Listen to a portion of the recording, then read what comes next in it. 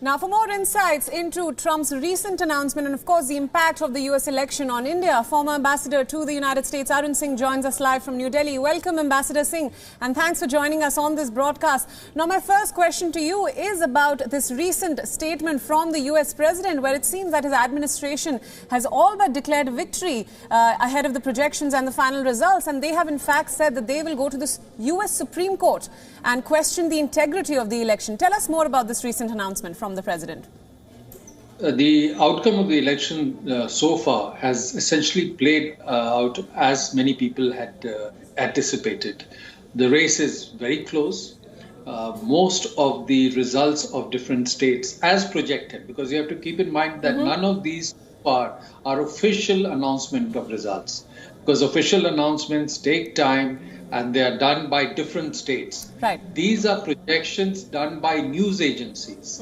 And traditionally, historically, two competing news agencies, they do these projections based on detailed analysis, professional analysis of data, and by and large it has turned out to be correct, and historically and traditionally that is accepted. Right. But these are not official announcement of results. But that having been said, the projection so far suggests that by and large, as of now, the trend is as it was in 2016 during that.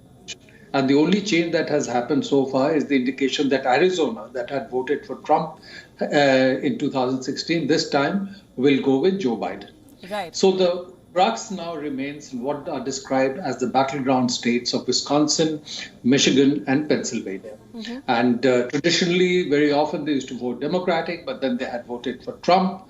And there, the counting has not come to an end, and that is because all these states saw a large number of people coming out for early voting and mail-in voting. Right. There is a sense that those who voted early, those who sent in votes by mail, tended to vote Democratic.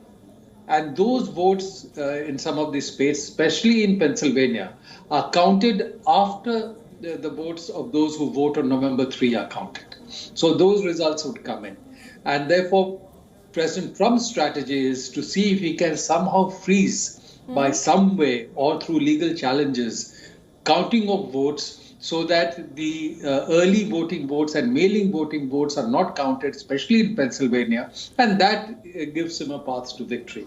Right. Ambassador Singh, I'd interrupt you there and I'd request you to stay with us on this broadcast. We'll come back to you for more questions about the India-U.S. dynamic ahead of the election. For now, we are also being joined live by Jagriti Dave from Washington, D.C. on the latest. Thanks for joining us, Jagriti, on this broadcast. Now, let's talk about the recent shocking statement coming from the U.S. President, where he has clearly said that he may, in fact, go to the U.S. Supreme Court, and he has questioned the integrity of the U.S. vote yet again. Tell us more about this recent statement. Yeah, this was absolutely extraordinary stuff from the President of the United States, saying, calling it a major fraud on our election. He said he was going to the Supreme Court and he wants all voting to stop. He thanked the American people for their support and claimed that there were people trying to disenfranchise that group, statements that had no evidence to them. He is claiming victory in places like Georgia and North Carolina, where the vote counting is still going on. He said there's a lot of life in Georgia. But this is extraordinary, where he's claiming he's won in states like Pennsylvania, where postal votes can still be received in Pennsylvania up to 3 days after November the 3rd. And he is claiming that he wants votes like that to stop. He wants votes across the United States to stop being counted, because he claims that there is fraud being taken place without evidence. So correct me if I'm wrong here, Jagriti. Is the U.S. President essentially saying that he will not count any votes being sent by mail? Well, he is claiming that the President has long cast doubt on the validity of mail-in ballots, where they're saying that they are subject to fraud, the process is subject to fraud, and the fact that these ballots can be counted days after being received on election day, such as in Pennsylvania. So what the president, he had laid the groundwork. Critics of what the president had been saying said that those sorts of comments, those casting doubt on that kind of on the mail-in ballots, is laying the groundwork for this sort of declaration that he's made. Now, some experts have said this was this was a long shot, that it was highly unlikely that the president would say something like this, but he is effectively saying he wants to engage in a legal action disputing the results of some of these elections where there have been mail-in ballots that are being counted past November the 3rd. Right. Now, Jagati, this election is turning out to be a nail-biter for sure, with Trump projected to win crucial states like Ohio, Texas and Florida, while Biden, on the other hand, has asked for patience. So tell us more. What is the mood like in the US right now, and what are political pundits saying? Well, it's fraught. It's this election is on a knife edge. Polls were predicting that Joe Biden had a lead over Donald Trump in the national polls, 10-point lead. But in those battleground states, it was a close election. President Trump has won many of those battleground states. You've talked about Iowa, for example. These are states that he is projecting to win, and so really, there hasn't been a blue landslide that we have been that has been expected by the Democrats, but there hasn't been a red wave either. It is that this knife-edge vote is reflecting the intense divisions within the country, and clearly this is stressful times, anxious times for people who are watching. And especially with this extraordinary statement that the president has just made. Right. The divisions are likely to continue. Right. Now, the final question for you, Jagati. Will the president leave the White House peacefully should the voting not go in his favour?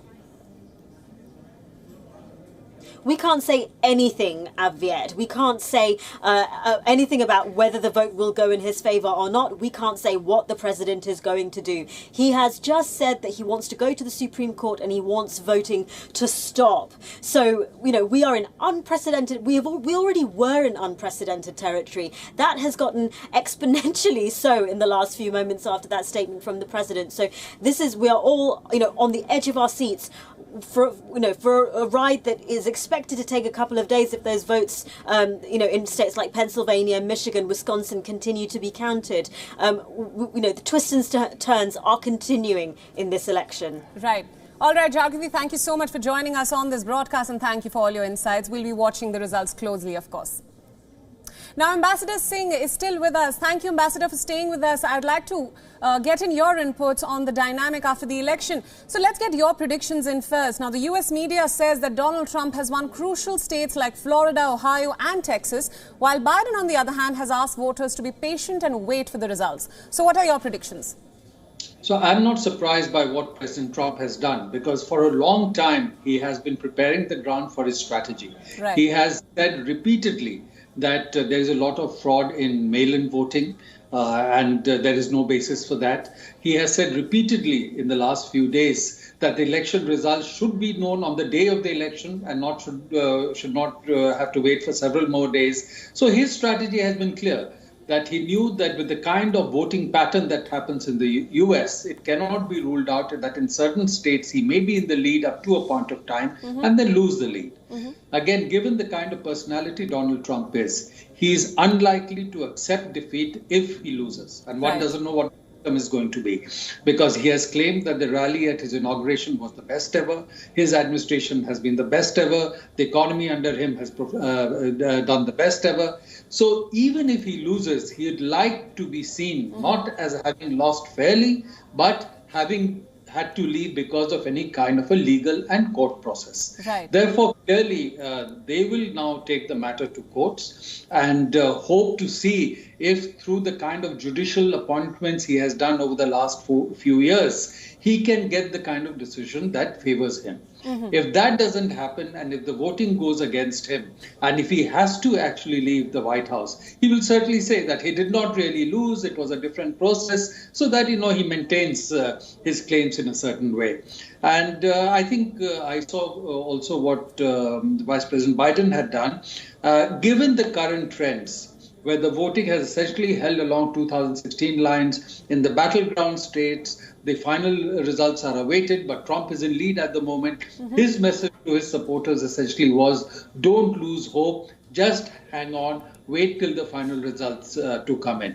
So I think as of now, picture unclear. And as your other guest said, it shows that deep divisions in US society persist. And they are very sharp divisions, they are bitter divisions. And there's nearly a 50-50 divide in the US electorate overall between the Republicans and Democrats. Right. Well said, Ambassador Singh. Now, the US and India, let's talk about that. They have shared strong ties, mostly because of the camaraderie between Donald Trump and Indian Prime Minister Narendra Modi, of course. So do you see this continuing, especially because of the common clashes with China? I see the trend to continue because, the new phase in the India-U.S. relationship was started by President Bill Clinton in 2000 when he visited India. And after that, President George Bush, a Republican, took it forward through the Civil Nuclear Cooperation Agreement. Then President Obama, a Democrat, he visited India twice in his tenure. No U.S. president had done that. He articulated support for India's permanent membership of UN Security Council, declared India a major defense partner. And then President Trump, a Republican, he declared India as strategic trade authorization level 1 partner, which is meant for closest allies and partners for technology releases. Right. He visited India in February this year, the final year of his administration. In Houston last year, he attended a joint rally with our Prime Minister, which is very unusual for a visiting leader, in the presence of 50,000 Indian Americans. So the relationship has advanced through Republican and Democratic presidents, and on our side similarly. Right. In 2000, it was in a sense initiated by Prime Minister Vajpayee, then Prime Minister Manmohan Singh worked on the Civil Nuclear Agreement, and Prime Minister Modi again, under his prime ministership, the relationship has also advanced. So given all that, I would feel that whoever wins the election in the US, the positive trajectory of the India-US relationship will be sustained. Absolutely. Just my final question for you, Ambassador Singh, just crystal ball gazing a bit here. How would the global dynamics change should there be a new president in the White House? And on the other hand, if Trump wins, what will be his first mandate? Well, surprisingly, it has been fairly clear that what kind of policy Joe Biden will adopt if he becomes president, because he's written articles, he's made comments about what he's going to do. But people are not very clear on what Trump 2.0 will look like compared to Trump 1.0. Because, in the first term, you're looking at winning re-election. So you're still looking at your voter base as to what will work with them. In your second term, you start looking at your legacy. Right. What is the legacy to leave behind? And so what kind of policy Trump will take needs watching. People will want to see how does he approach allies. Because he has been very critical of U.S. commitment to alliances, saying that that has drained in the U.S. So people in Europe will be watching that.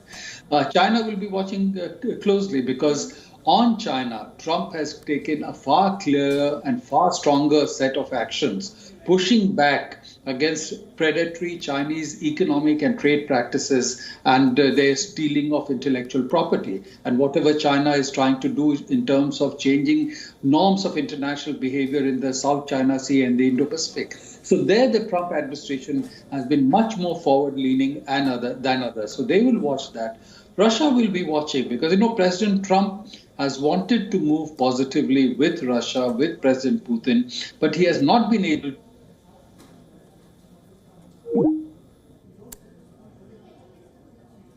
Right.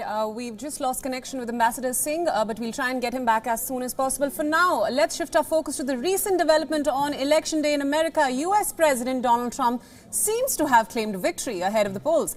Trump said that he wants to go to the Supreme Court and even accused Democrats of trying to steal the election. Now, remember, Donald Trump has time and again accused and made allegations of fraud within the mail-in ballot system in America, and his current statement comes as crucial battleground states in the United States continue to count votes. Remember, all of the projections being made right now are by US media houses, and they are simply projections, as we have been stating since our coverage began. And Trump has already declared that Republicans are ready for a big celebration.